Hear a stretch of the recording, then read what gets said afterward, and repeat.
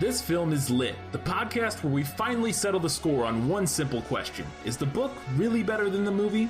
I'm Brian. I have a film degree, so I watch the movie, but don't read the book. And I'm Katie. I have an English degree, so I do things the right way and read the book before we watch the movie. Look, some of us are lazy, alright? If by lazy you mean wrong. Prepare to be wowed by our expertise and charm as we dissect all of your favorite film adaptations and decide whether the silver screen or the written word did it better. So turn it up, settle in, and get ready for spoilers, because guess what? This film is lit.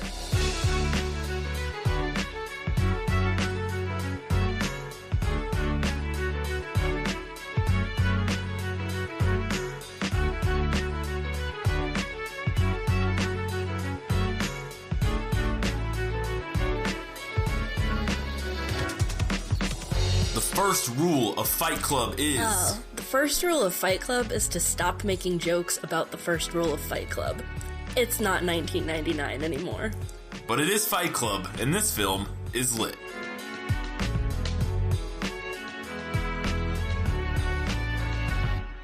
That's right, welcome back to This Film is Lit. It's a very special episode. We're discussing Fight Club. Katie, first time watching the film. My second or third time. What'd you think? Just brief impressions of the film. I liked it. Yeah. It was interesting. Mm-hmm. David Fincher doesn't really make bad movies necessarily. If nothing else, they're interesting.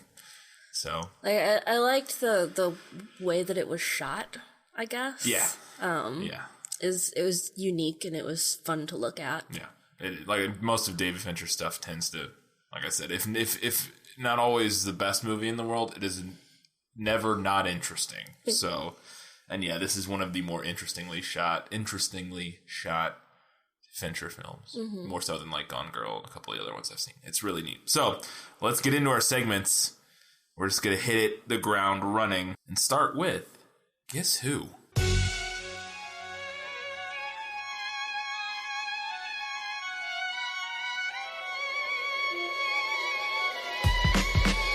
Let's do it. You All have right. some? We have 3 Sweet. today. Okay. Had these written down. Had to wait and make sure they were all in the movie. But they are. Cool. So here we go. All right. First one.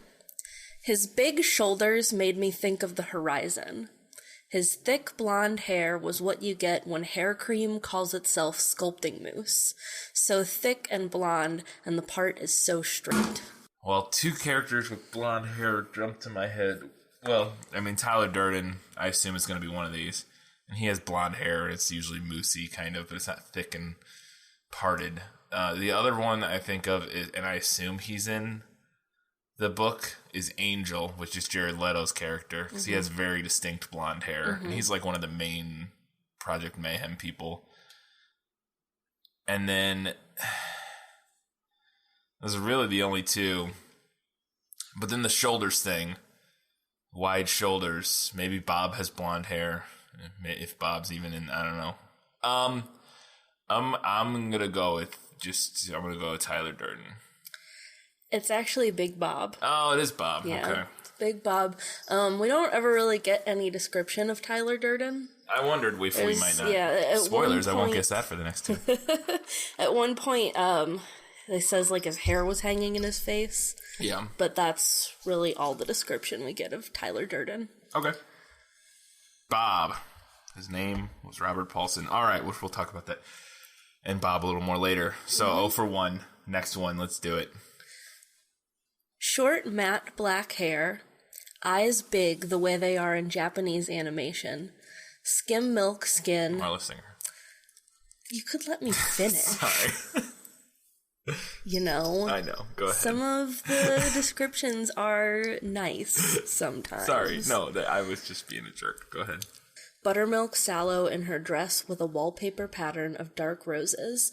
The center part down the center of her hair is a crooked lightning bolt of white scalp.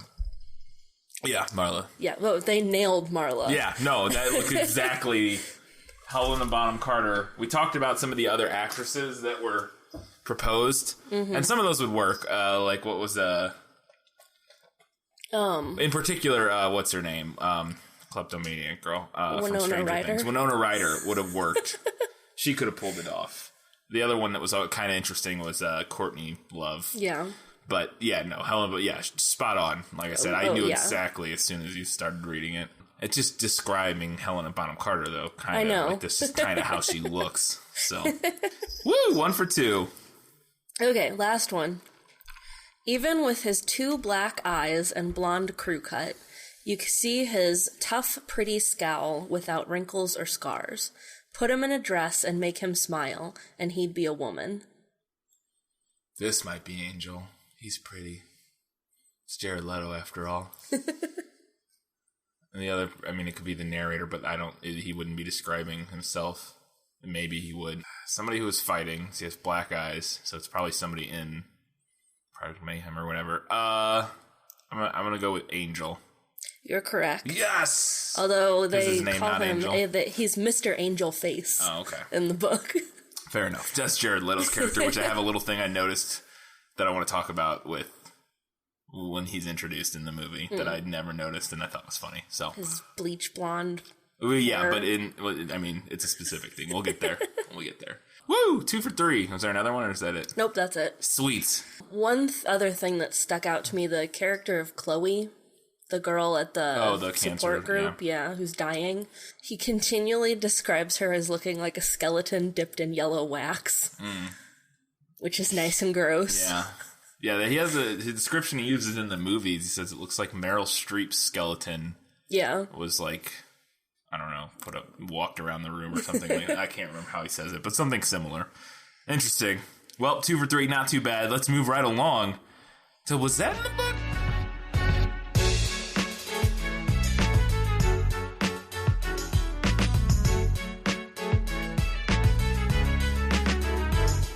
All right, I got a few things here. And they're kind of like, I have a feeling a lot of these are going to end up being in the book.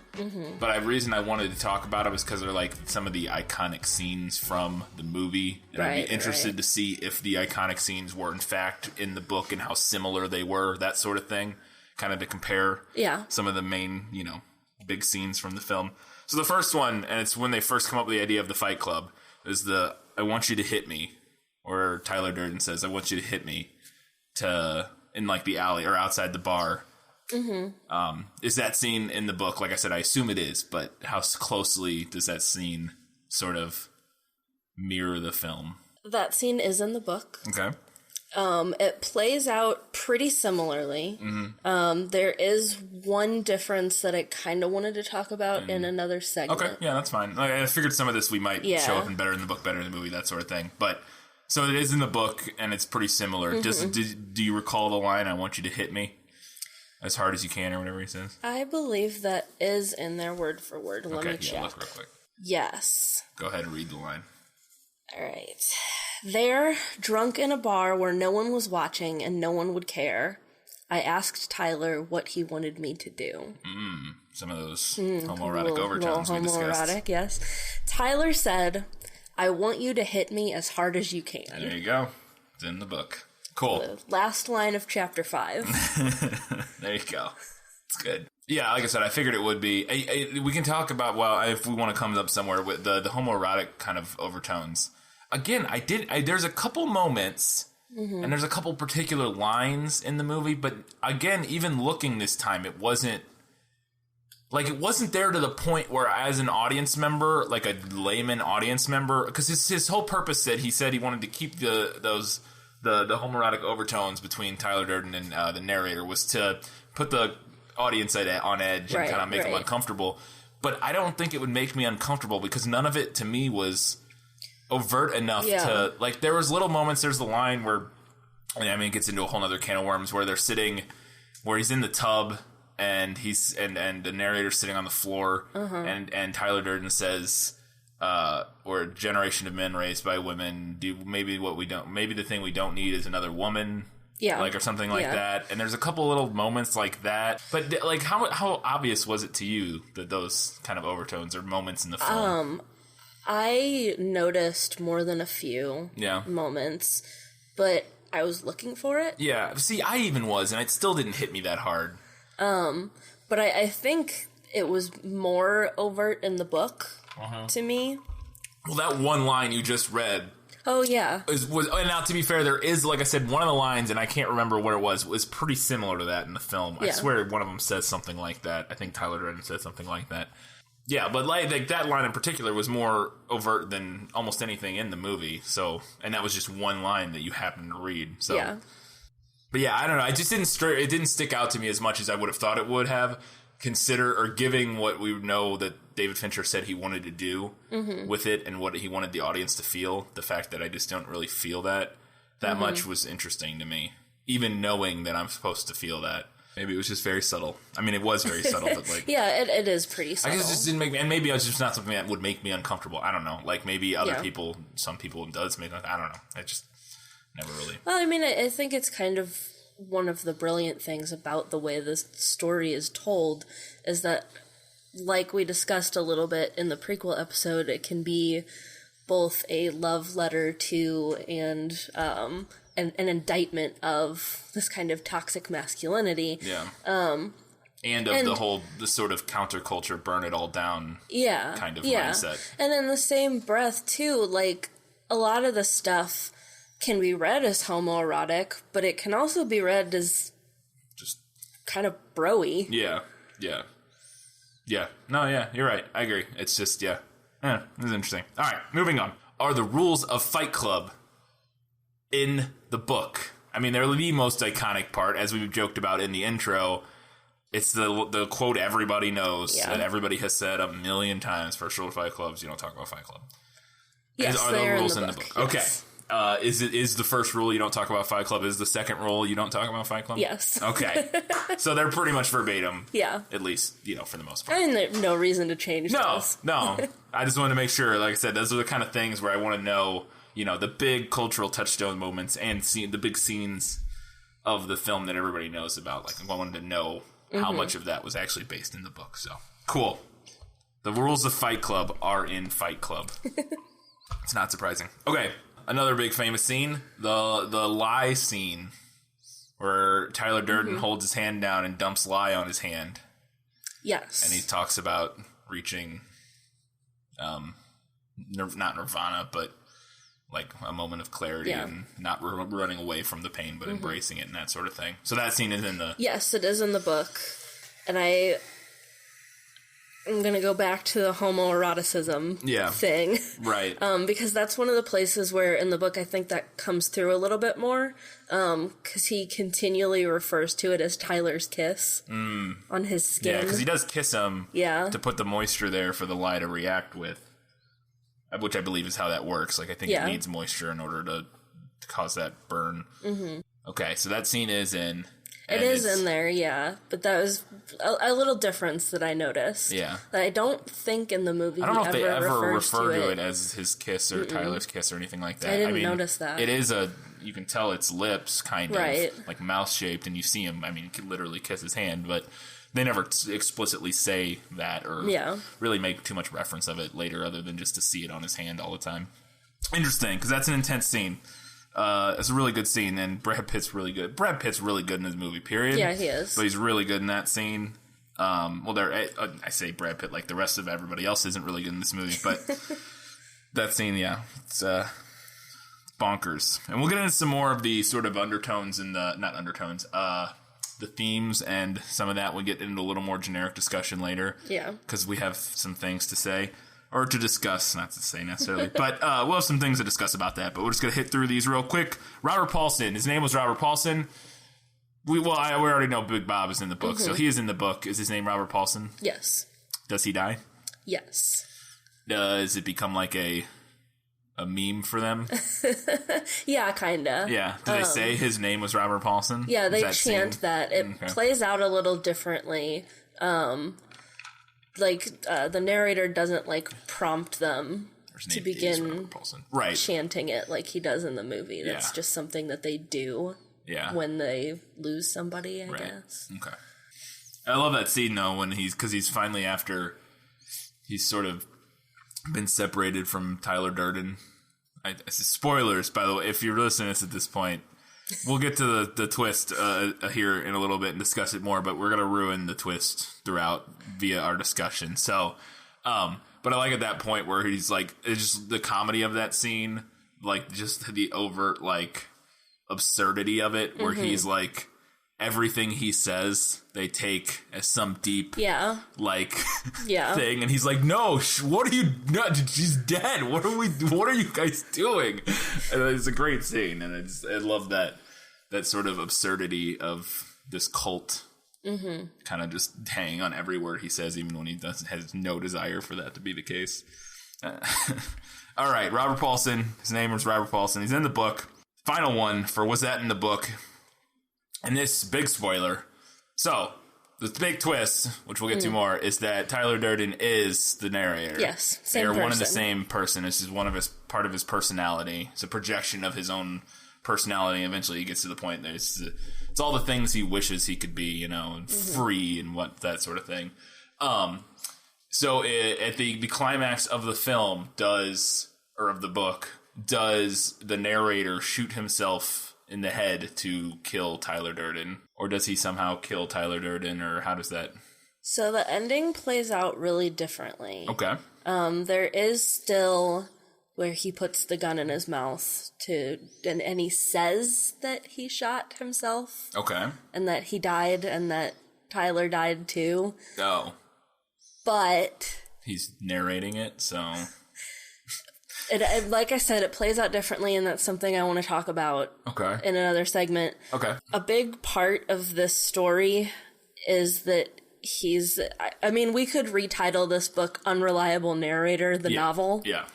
So you never really know what's the truth. If the thing that he's saying is legit. So he says he shot himself, but did he? Yeah. Did he? Right. So he says he shoots himself. Yes. Now whether or not he does... to be all up for debate. So same for the movie. There's lots to be debated. All right, well, that's all I got for Was That in the Book. Most of the big famous scenes pretty much in the book. That scene where he fights with the owner of the bar is not in the book. Oh, Lou? Yeah. Yeah, the Lou scene. At least I don't remember that being in the book. Oh, okay. So the Lou scene isn't in the book. Yeah, that seems like something they could have added. It's an interesting scene, and because the thing that always sticks out to me in that scene where Lou comes down and is like, "What are you guys doing here?" is the way Brad Pitt laughs in that scene. Yeah, that weird forced fake laugh that's like kind of real but half very strange. Yeah. It's such a weird laugh. I don't know how he settled on that for how he was going to laugh in that moment. But anyways, let's move on right along to Lost in Translation. Adaptation. I will never write that right. It's Lost in Adaptation. Jesus.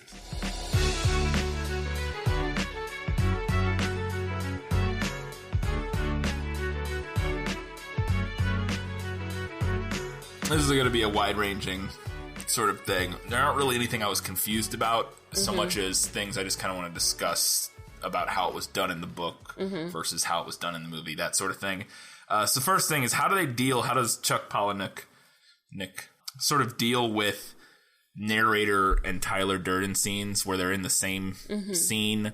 The one that in particular that made me write this question down was, and I guess I could have asked if this was in the book, but the car crash scene where they crash, is that in the book? Okay. So it is in the book. Okay. But Tyler is not there. Oh, okay. It's the narrator and the mechanic, which I guess is the character that gets them the car in the movie. He's there in the car. He's the one driving. Oh, he's driving. Yeah, the mechanic is. And then there's two guys in the back. Okay. Interesting. So it's a non-issue. Yeah, it's a non-issue in the book because it plays out very differently. Mm-hmm. I mean, other than that, I think they handle it kind of a similar way. Yeah. Whereas, as the movie is starting out, we really only ever see Tyler when the narrator is alone. Mm-hmm. Right? When he first meets Tyler, it's only him pretty much. Yeah, and then it gradually gets to like more and more like where Tyler is around other people. Yeah. But because in the movie, I figured they handled it the same way. And they kind of explain it at the end of the movie. Yeah, they kind of explain it to the audience that whenever Tyler was, sometimes he imagined himself watching Tyler Yeah. Even though it was him talking, like he would be talking, but he like, would imagine like an himself, out of body, kind like of watching thing. Tyler talking. But then other times, he would imagine himself as Tyler. So it was like it was like multiple different ways, and there's never a moment in the film where it doesn't make sense. And they went to, from what I remember reading, they went to pretty painstaking lengths to make sure, like logically, it made sense that.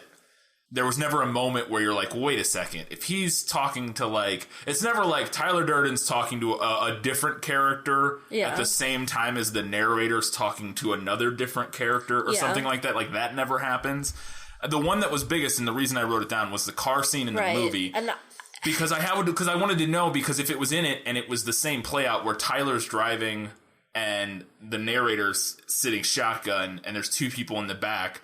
Because I was wondering, because they don't ever cut back to that in the, like, oh, look at all the moments. Right. Like, when they, after the twist is revealed, they go back to a lot of moments in the film and show that it was just the narrator every time. Like, he's beating himself up or he's just holding his hand on the table.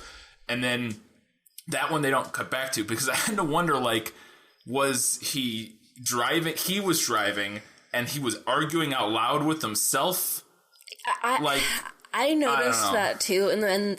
Like you, that was the only moment I thought didn't really work. Yeah. As far as the twist goes. Yeah, it only because of there being other people there. Right. If there hadn't been other people in the car, no problem. Yeah, and even then, I guess because they whenever they show them, it's at this point they're far enough in that they just kind of go with whatever this dude says. So they roll with it. They are looking very like. We're assuming they're only reacting to, like, the argument that these two people are having and whether or not they're about to crash into an oncoming truck, when actually they could be reacting to the fact that the guy driving their car is having, like, a fucking existential conversation with himself. And their reactions kind of work in both ways, so maybe that's what they were going for. I could see that being the case.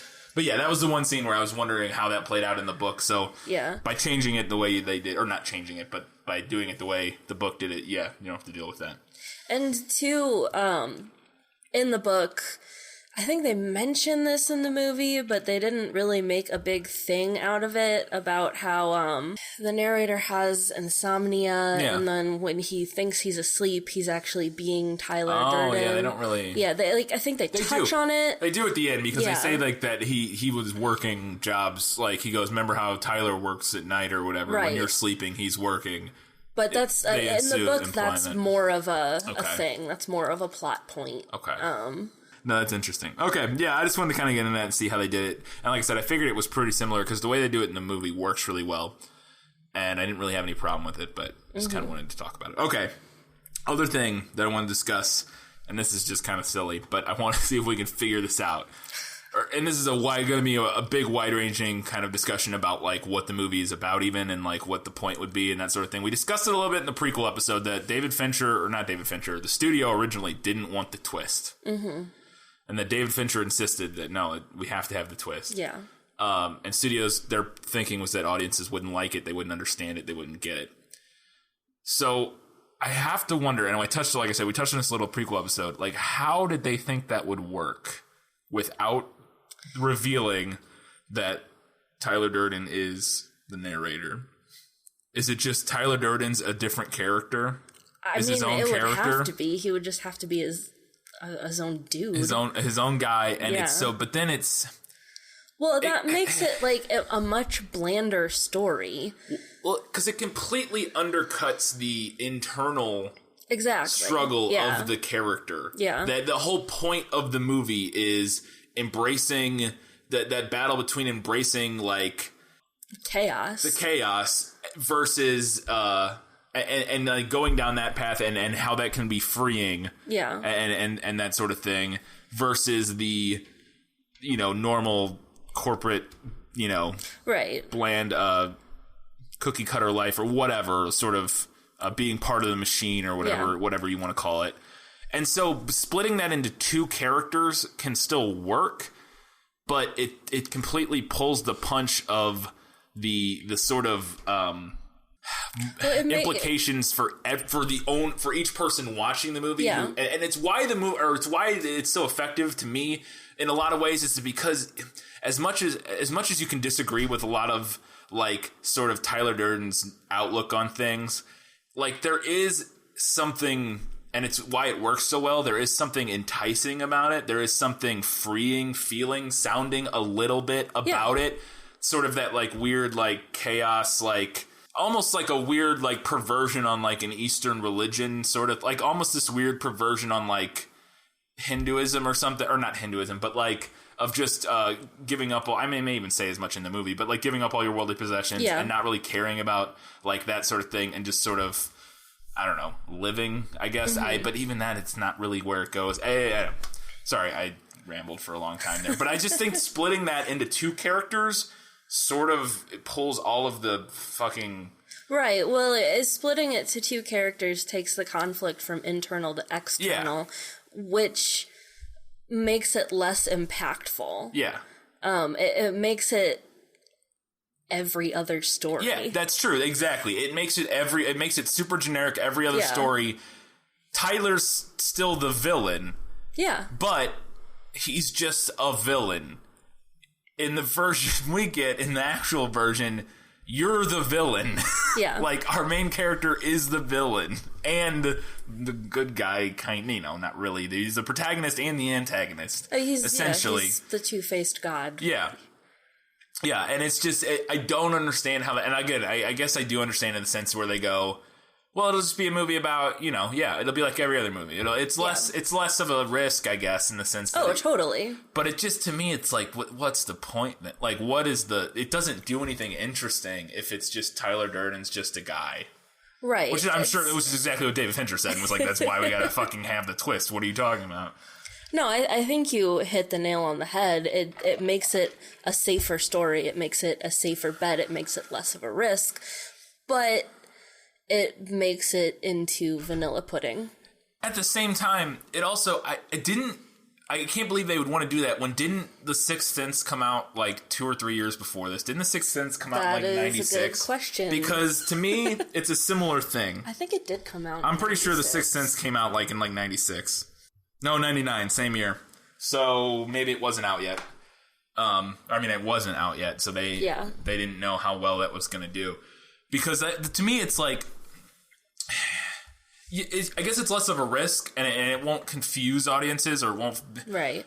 To have it be two separate characters and to not have this weird internal, almost schizophrenic type of thing going on.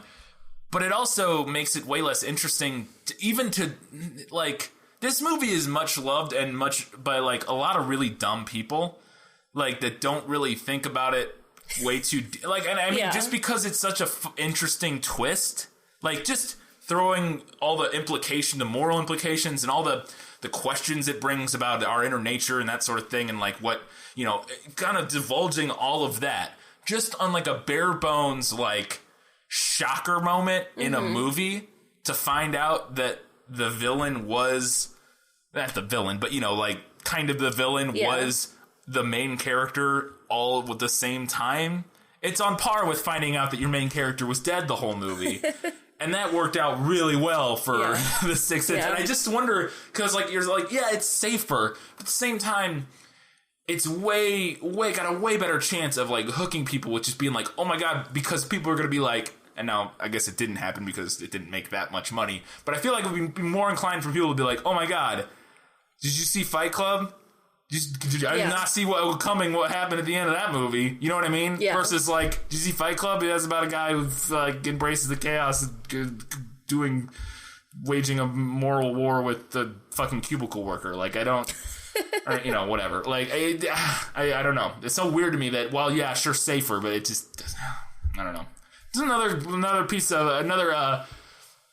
another peg in the board of examples of studio execs fucking don't understand movies, but anyways. Yeah, that's what I wanted to talk about, is how do you make that work without the twist, and I guess it kind of works, but it's just boring. As a different boring story. Yeah. Like you said, it shifts it from internal to external, which to me shifts it from a story that makes me ask questions about myself to a story that is just a thing to watch. Yeah. Like, it's just, no, you're right. And cause when it's something when those characters are both existing within the same person, and sort of, it makes you question things. Whereas if it's just a guy, it's like, well, he was the bad guy, I guess, or whatever. Like, you know. Yeah, then it's just like a Liam milquetoast. Neeson movie. Yeah, or it's just, something, yeah. Ugh. Anyways, all right. Well, that was fun. That was all I have for Lost in adaptation. I think we're going to move along to Better in the Book.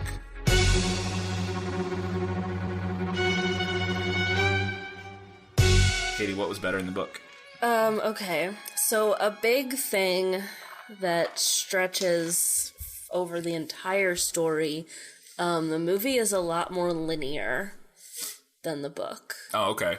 Yeah, the only non-linear elements is that it opens at the end, essentially. I mean, that's still that's the same in the book as it is in the movie. It does open at the end. But I just meant that's the only part in the movie that does. Right. Yeah, sorry. Like, the book is, like, super mixed around. Okay. And, like, things are happening, and then we jump back and forth between different things. And I think that works better for the kind of story that this is. Yeah. And I understand why they made that change, because I think it might have been hard to follow in movie form. Yeah. But I really think it works really well for the type of story this is and the type of conflict that's present.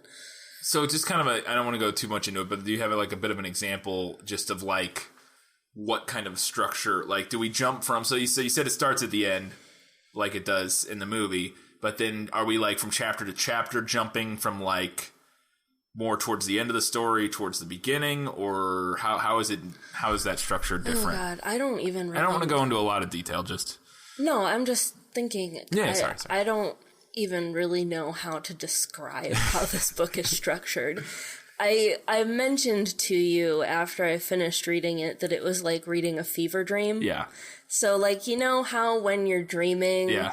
stuff will just kind of change? Yeah.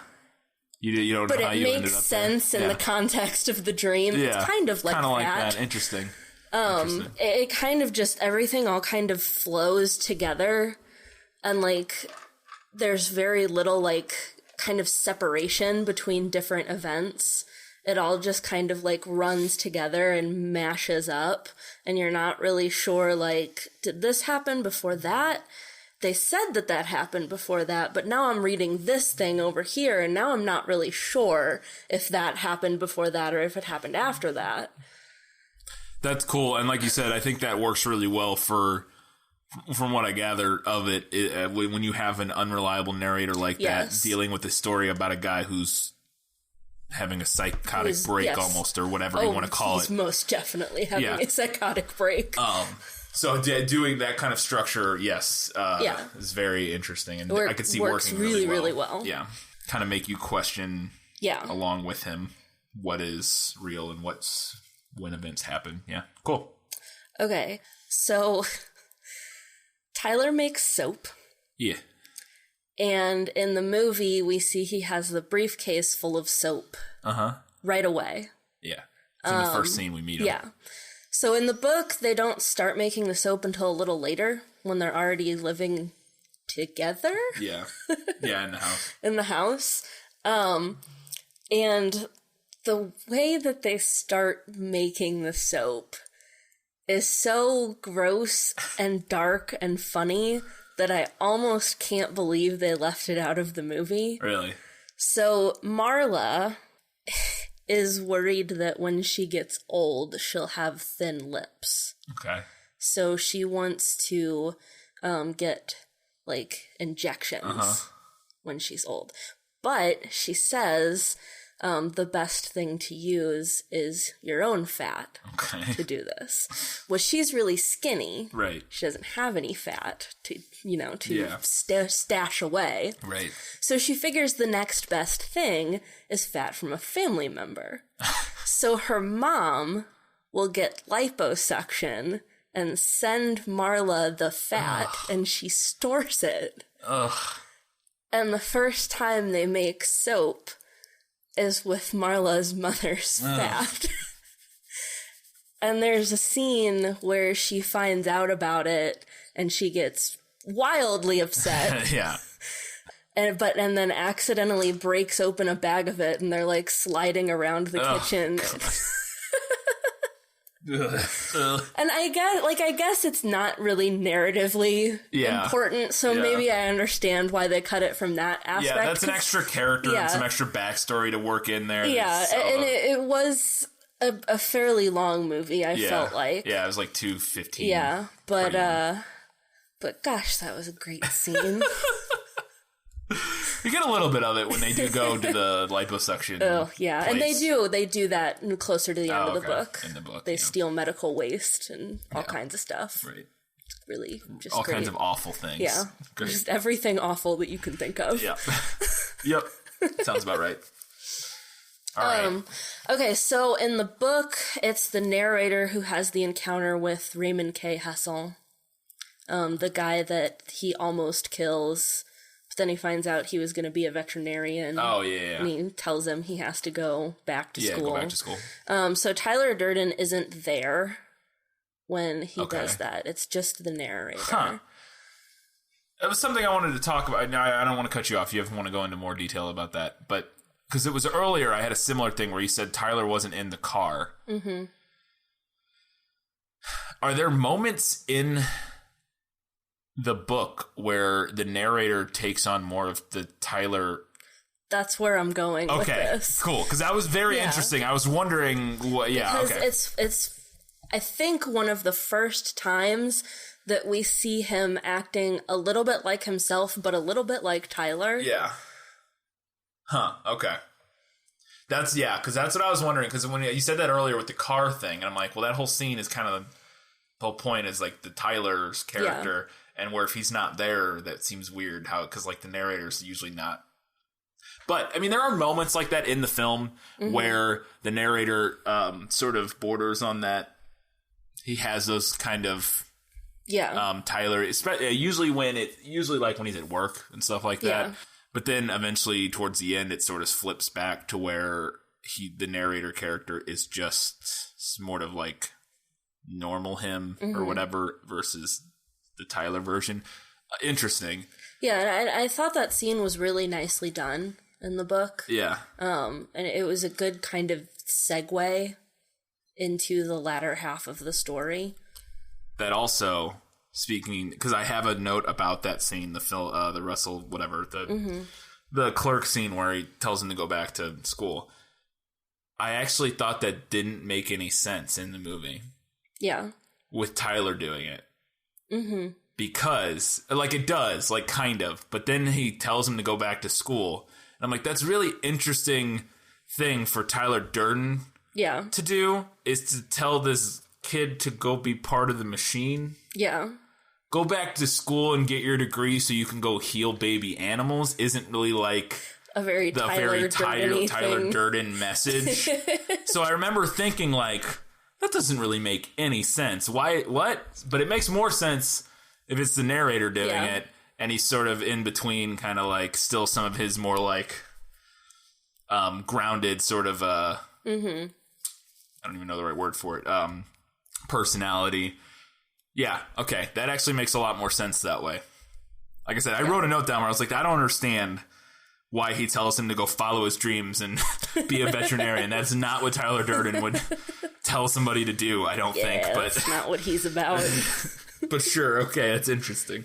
We mentioned earlier that there is a moment near the end where Tyler spells everything out for the narrator, or well, for the audience. Yeah, when they're sitting in the hotel room, and explains all of the stuff. I really didn't like that. That to me felt very much like the studio execs compromise to going, okay, fine, we'll do the twist, but we're going to sit in a hotel room and Brad Pitt's going to explain to the audience what's going on. Yeah. And he was like, fine. And like, we're going to have flashbacks to all the scenes where Tyler was there so that the audience understands that actually he wasn't and it was just the narrator. Like to me, God, it was just so like, hey, you dumbasses, you dumbass audience. 100% what it was. This is what's happening in the story. I guarantee that was studio execs. It was somebody higher up going, okay, fine, we'll do your twist. We'll do the twist, but you have to explain it to people. Yeah. So that's just not in the book, I assume. Trust your audience. No, they can't. Studio execs can't because they got to try to make money. And if they think people won't get it, they won't like it, and then they won't tell people to go see it. And then, yeah. I think it works okay. Because of Tyler's character, the way it's done in the movie doesn't bother me a lot. It is very clearly, like I said, as we just talked about, it's very obvious that this was them going, okay, we have to explain to all these dummies in the theater what's going on. But the kind of condescending nature of Tyler in that scene, throughout the movie, and then in that scene, the way he's sort of like shitting on the narrator while doing it kind of makes it work for me, where he's like, what do you think this is? Like, what do you think's going, like, he's, you know what I mean? Like, that's sort of like he's once again lecturing the narrator about like, how do you not get, like, almost like, how do you not see what was going on, or how do you know, kind of makes it work for me because of how good Brad Pitt is and the way his character kind of works. It's very obvious what it is, and it's not the best scene in the movie by any stretch, but it kind of works. Anything else for the better in the book? I want to talk about the ending. Oh yeah, this is the ending one. The two endings are really, really different. That's what I heard. I think I knew that. The movie ending is very movie. Mm-hmm.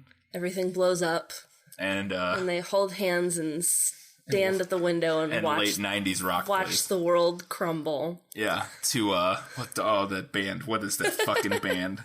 They sit and they watch the world crumble to scored by the Pixies. Oh. Which is Where Is My Mind is the name of that song. So, yeah, literally a song called Where Is My Mind.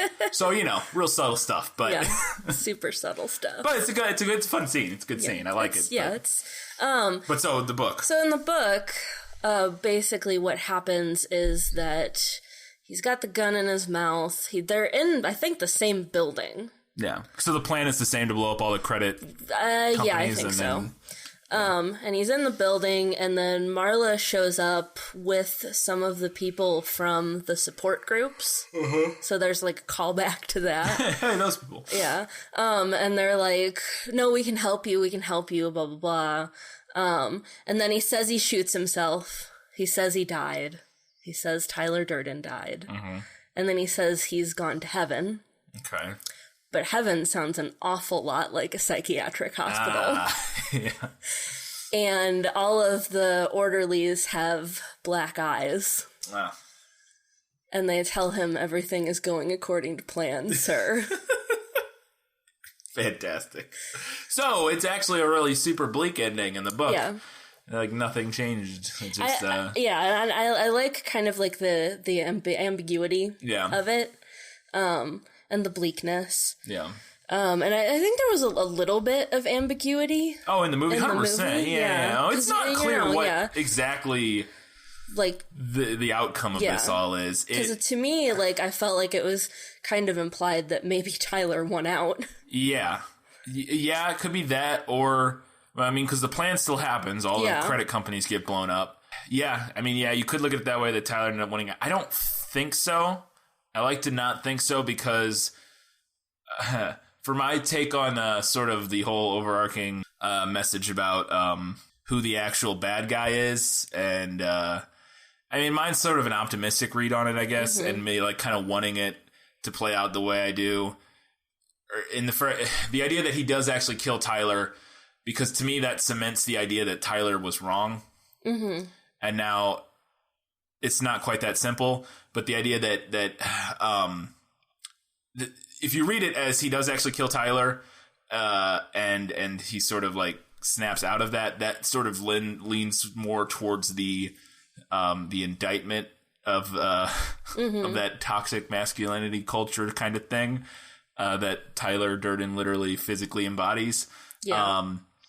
Whereas if it's the other way, it almost, and now it doesn't necessarily approve of that message, or doesn't necessarily approve of it anymore. It's just if it was that Tyler was the one who survived or whatever. To me, I think but there is the whole ambiguity of just like, okay, so what the fuck this happens after, you know? Yeah. I mean, like, you don't really need to know what happens after that. But like, okay, so they blew up all these credit things. He's gonna go to jail, like what? Or maybe he's not, or like, yeah, I don't know. It's an interesting ending. But yeah, I like the ending that's a fucking dark. Yeah. Oh yeah, it's dark. This one, like I said, the ambiguity of the movie one gives you the option of optimism if you want it. Yeah, and it definitely, whereas like, the book doesn't. Tonally, it's optimistic. Yeah, it is. They hold hands. Yeah. A beautiful display of fireworks, destroyed buildings. Yeah, and then he's got a great plays. And he's got a great line where he says, he like confesses his love for her and goes, "You've met me at a very strange time in my life," or whatever he says, which is a good line. But okay, so you preferred though the ending in the book. I prefer the ending in the book. I can see that. It sounds more. I don't know, like more interesting, but I can see the movie ending is very movie. Yeah, better in the movie. Better in the movie. Let's do it.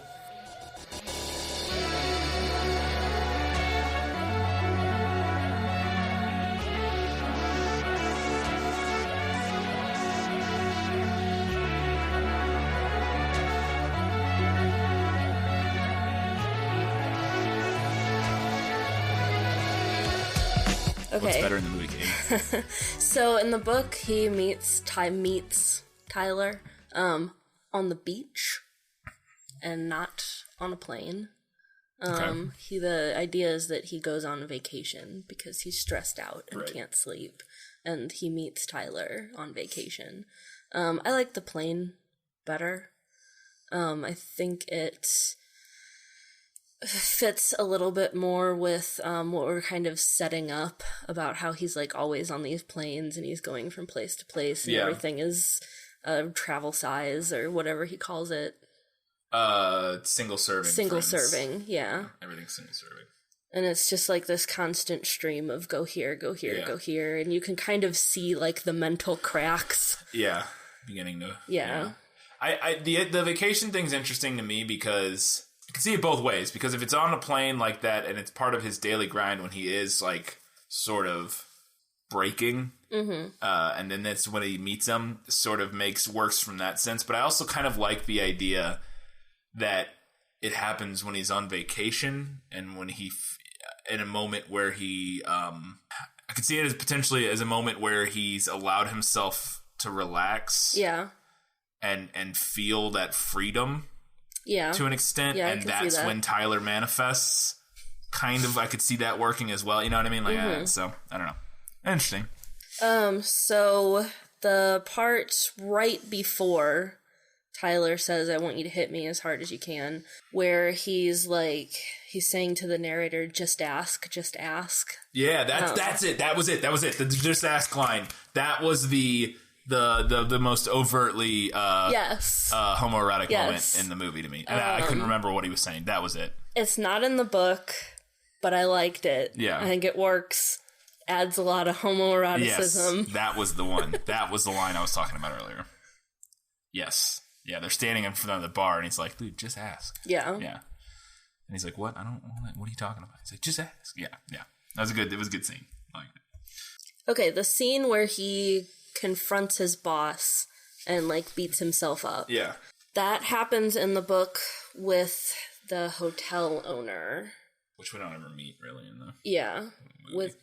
And there's stuff, some stuff in the book that gets touched on in the movie, but it wasn't as big of a thing. You know how Tyler is, they're waiters. Yeah. And there's like a whole lot more about them, like peeing in the food. Yeah. And all kinds of stuff. Like there's a whole lot more about that. Yeah. In the book. So that scene where he beats himself up, that plays out with the boss for that job. Oh, okay. And not his office boss. Yeah. But I think that worked. I think it streamlines things. Yeah. Yeah, I think it does too. Yeah, and it works better, I think, with a character that we've kind of gotten to know a little bit. Yeah, and that we detest more. Yeah. Because with the hotel guy, it's just like he's just a... I mean, we never even meet that character in the movie, but like to me, he just is like, he runs a hotel or whatever. Like, why do we not like him? Well, we don't like we can sympathize with the narrator's character in that scene with the car guy, because that guy is responsible for basically just tallying up money versus people's lives. Right. And so we kind of, we want the narrator to win in that exchange more, kind of. So it makes it work better as like the kind of comedic moment that it is when it's somebody we don't like. Mm-hmm. So Okay, so the scene where the cops, he tries to turn himself in, and then they're in Project Mayhem. In the book, that plays out differently. It's still there, but he tries to get on a bus, and then, there are people on the bus that are part of Project Mayhem. They're everywhere in the and movie. then the cops show up, and he's like, oh, thank God, but then they end up being part of Project Mayhem. Yeah. And I just think, again, it streamlines it. Yeah, they do the same thing, but it's just the same thing, but it's a little, tighter and neater. And yeah. Which is what I said in the prequel thing that was Chuck Palahniuk thought about the film. He goes, they did a good, he thinks it's a good adaptation, but he said they did a good job streamlining Yeah, no, they did. for the film. I don't have any other stuff. Okay, well, we can do some general discussion before we get to the final verdict, because I have some things I want to talk about. Okay. So, let's do it. General discussion, Fight Club.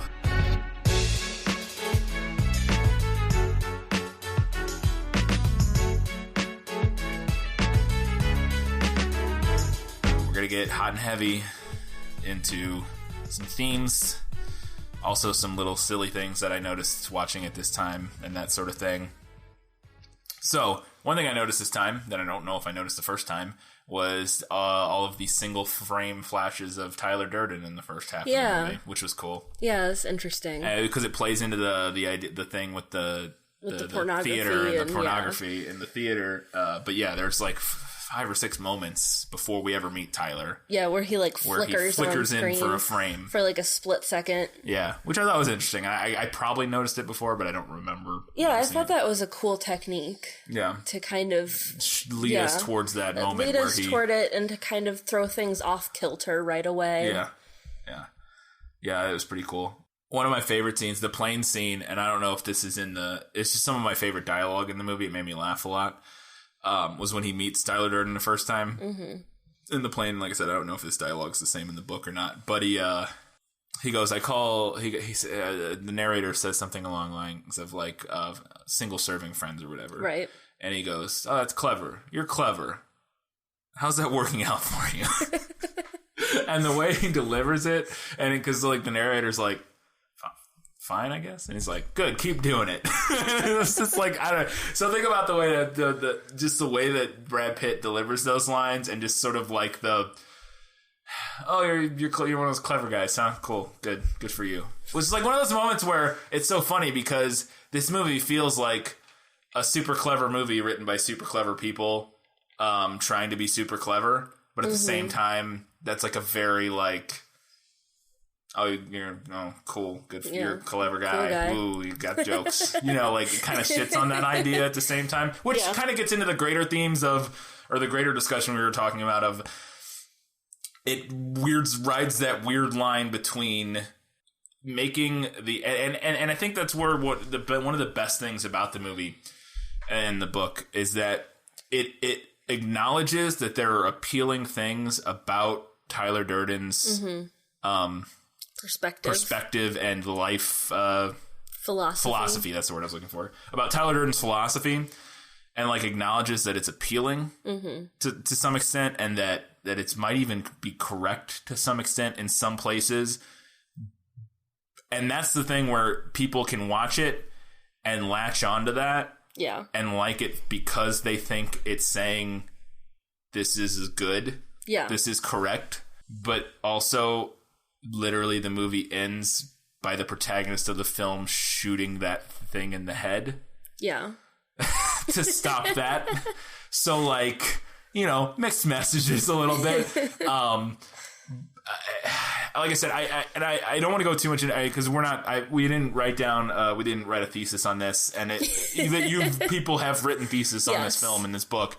I would highly recommend on the topic we're kind of vaguely going back and forth about, and we're gonna go watch this after we get done recording this. I didn't want to watch it before because I didn't want to have it taint our thing. But there's a 30-minute episode, and I'm pretty sure it's Folding Ideas is the name of the YouTube channel. He did an episode on Fight Club about toxic masculinity and sort of how the film handles the idea of celebrating it while critiquing it, while acknowledging some of the, like I said, some of what Tyler says makes sense, and then at the same time, it's ultimately destructive.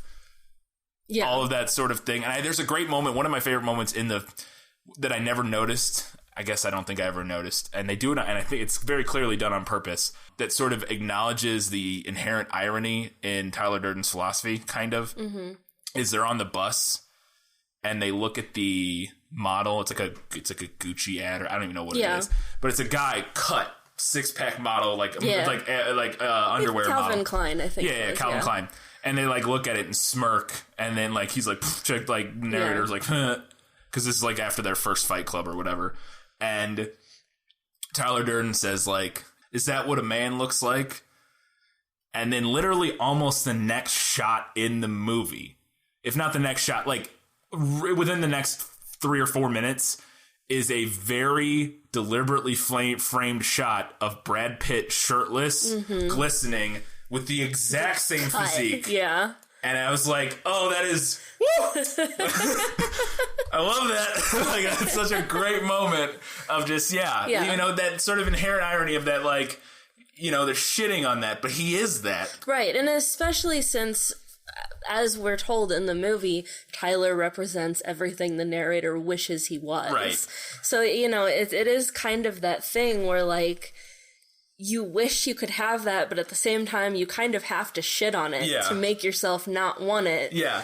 But you wish you were it, but you shit on it because you're not it. And you know you're never going to be it. And but at the same time, I love the idea of Tyler's character being like, you know, dismissing it. And then literally, it's like the next shot, it's him oiled up in the just, you know, cut to death. And I was just like, yep, well done, David Fincher. You know how to make a movie. You know how to make a film.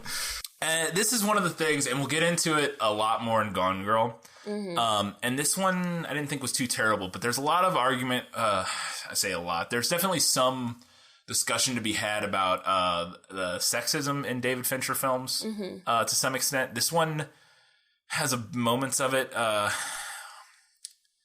again, it's never. I think they do a good job of. You could look at certain moments and it not in context and say, yeah, that's really sexist, or that's problematic. Speaking of we're a generation of men raised by women. Do we really need another woman? That sort of thing, that sort of mentality. But at the same time, ultimately, in the way the movie plays out, Marla ends up ultimately being sort of it turns out in the movie, assuming we take it kind of at face value, that what he does need is a woman and not Tyler Durden.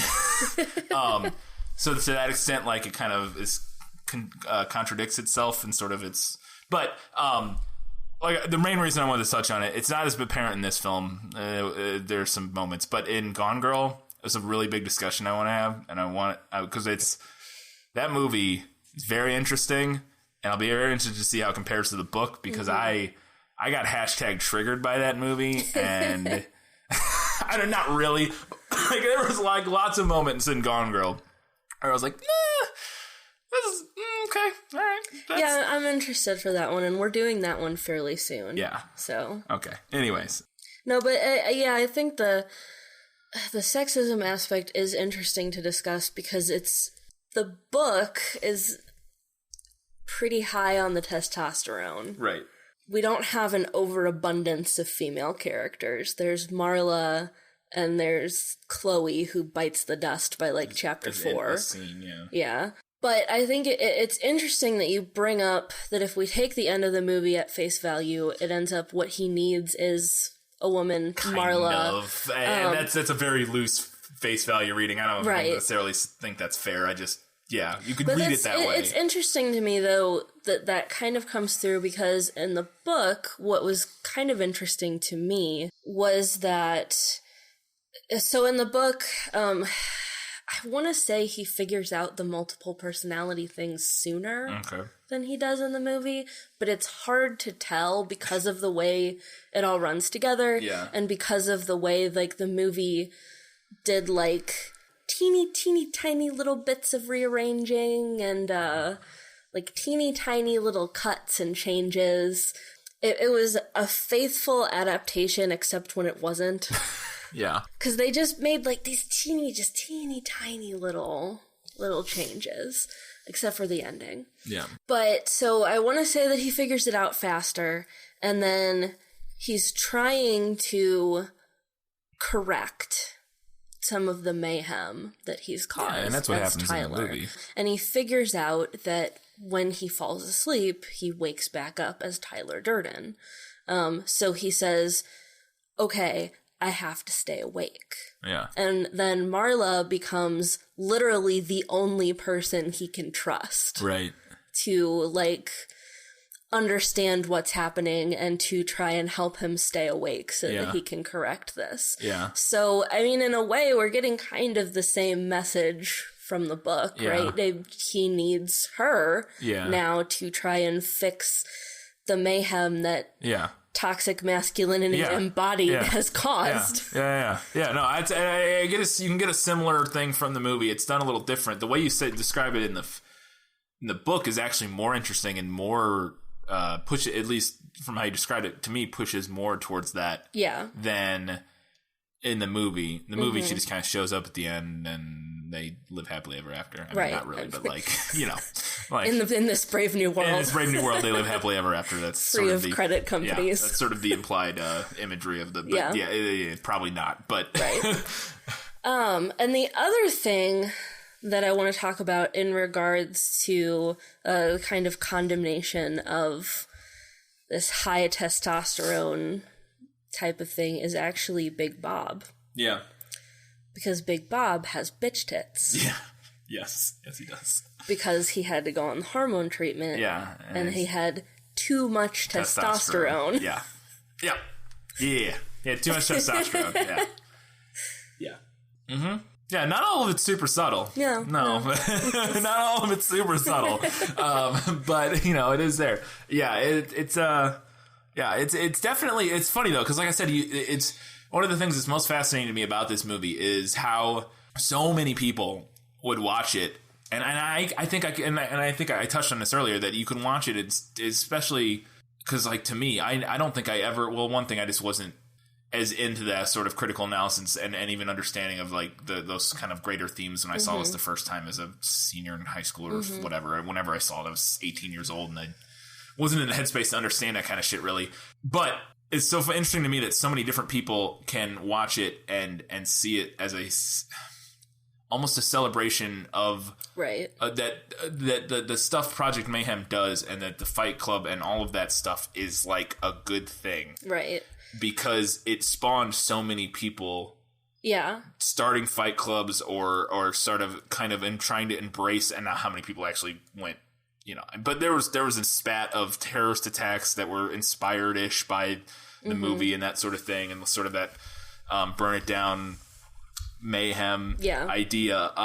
How many people can watch it and get that, and yet you can watch it and get the entirely opposite viewpoint. I mean, Like, I think there's a couple factors at play there.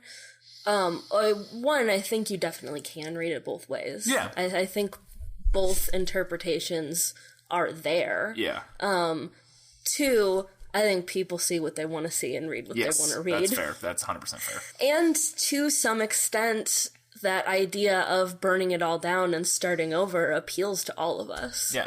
That's what I said. That's the thing that's most successful about it, and why I think it's so fascinating, is because it, and what I think is, I don't know what the right word for it is, but what brilliant, I guess, about it is it embraces that, it rides that fine line of embracing and understanding and entertaining the idea that these are not only potentially the right way to look about the world, but if not even the correct way to look at the world, it's definitely an enticing, sometimes an enticing way to look at the world. It's a freeing way to look at the world, and that it sort of understands, it's understanding and almost apologetic to an extent of to the people who have those feelings. Like it like the character, the narrator's character, he's a very sympathetic character, because we all kind of see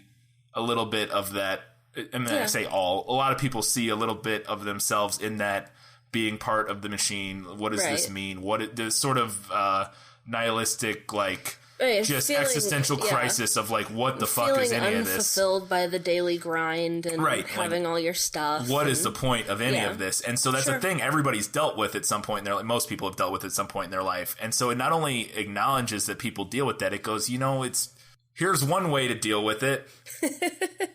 And maybe that's not the worst thing, but it also ultimately comes out and goes, it's not the right way to, probably not the right way to deal with Yeah, it. and I think too, and this maybe might make me sound like some kind of weird elitist, but with people reading it different ways, I think there's also like an illiteracy factor of like not knowing how to interpret 100%. different things. And that's what when I was getting into when I said that I could felt different ways about it at different times in my Yeah. life is because of that literacy. Yes. And even now, I'm hardly one of the most like intelligent, critical-minded person when it comes to a film. Yeah. I don't know. I don't always see all the layers there, but at least try to. Right, and it is a critical thinking skill. Yeah. But if you don't have those tools at your disposal, if you don't know what to look for, and if you don't have the vocabulary Yeah. and the language to think about it and talk about it, it's going to go right over your head. Yeah, and I think a microcosm of what you're saying there is that moment, like I said, that nobody would ever know. I say nobody. Most people would never notice, but it is an indictment of Tyler Durden's character, is that moment on the bus Yes. with the model. It's a filmmaking thing that most people wouldn't even... Exactly, It's a thing right. to chuckle at. They're like, that's... But they don't even think about that because they don't have the vocabulary for how film is made Mm-hmm. and what that joke... And that, because he's literally the model is framed and shot almost the exact same way as Tyler Durden Yes. is 30 seconds later in the movie. And if you don't think about that, the first time I saw the movie, I probably didn't even think about it. Yeah. But things like that moment is one of those things where, yeah. Right. If you don't have the background knowledge and the tools at your disposal Yeah. to think about it and to talk about it, it's not going to have any impact for you. No, you're just going to think, man, fighting's cool. Yeah, this is just, fuck those Calvin Klein models. This Yeah. movie's the greatest. Yeah, Tyler Durden's the best. He's not. He's not a terrorist He's or not anything. a terrorist or anything. It's the same people who Definitely. watch Breaking Bad and root for Walter White. So same issue. Kind of. It's a very similar issue. I had one little, and this is the thing I talked about earlier, my last little note, I think. And this is the moment with Jared Leto that I just wanted to talk about. And so, Jared Leto is the lead singer. Everybody knows Jared Leto is now as an actor, but he's the lead singer of one of my favorite bands, 30 Seconds to Mars, which was created in 1998. Which was the year before this came out. Yeah. And I think he'd been a musician before that or whatever. But that was like when they started, was like 1998. So like when this was filming-ish, probably. The scene where he's introduced, Tyler Durden is walking around talking to them all. Kind of, and it's like the beginning of Project Mayhem, kind of. And he says, we were all raised to think that we'd be... And he lists off like athlete. He says like a bunch of things.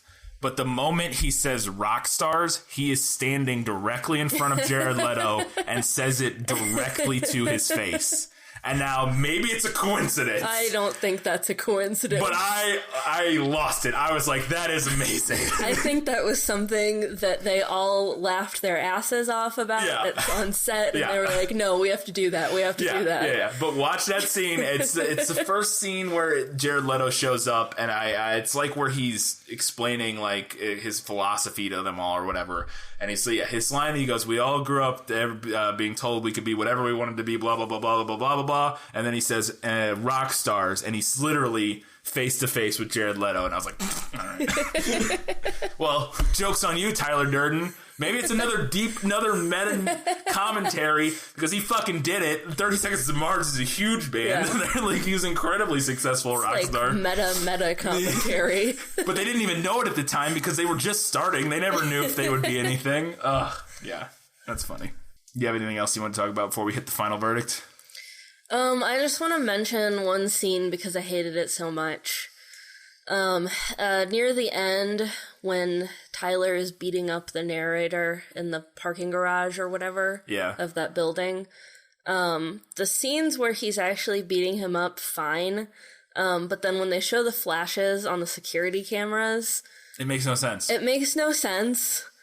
And it also looks like a scene from a horror movie. There's the one in particular. I had the same thing. Some of them are fine. Some of them are like... But like the one where he's dragging him? Makes no sense. Zero sense. Makes no sense because he has his arms like... it physically is impossible. He's like kicking his legs. I guess they were trying to make it look like he's pushing himself, but the speed at which he's moving and the way his hands are and the way his back's up off the ground and his feet are... Like, there's no way he could make himself move that way. No. And it looks like a ghost is dragging him. Yeah. I agree. Was like, that's just nonsense. That one particular shot of that makes zero sense. I was like, that's physically impossible. Yeah. Like, that's... But I agree. I thought the same thing. I was like, that... The rest of them where he's just kind of falling over, sure, fine, whatever. But there are also some little moments like that I thought was interesting. The little clues for the audience, and now you notice them more after you know the twist. I mean, you knew the twist, but we have the same briefcase, that sort of thing. But that one that I thought was pretty funny is when the narrator's beating himself up in his boss's office, and he goes, reminded me of the first time I fought Tyler. Yeah, I was like, all right. Oh, you're clever. How's that working out for you?